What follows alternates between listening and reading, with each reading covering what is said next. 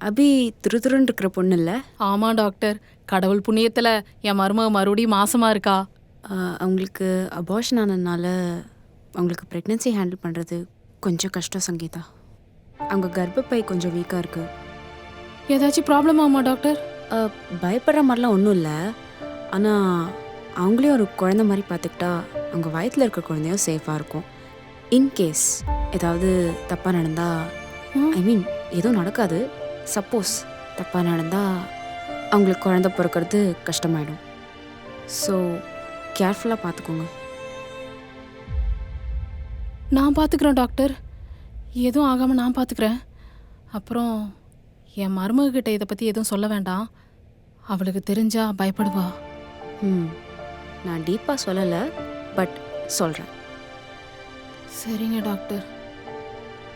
அவங்க கர்ப்பப்பை கொஞ்சம் வீக்காக இருக்குது. ஏதாவது தப்பாக நடந்தால் அவங்களுக்கு குழந்த பிறக்கிறது கஷ்டமாயிடும்.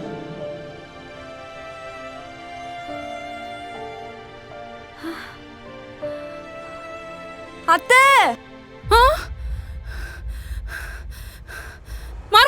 இதோட ஃபுல் வீடியோ பார்க்க ஹேண்டில் கீழே இருக்க ப்ளே பட்டனை கிளிக் பண்ணி பாருங்க.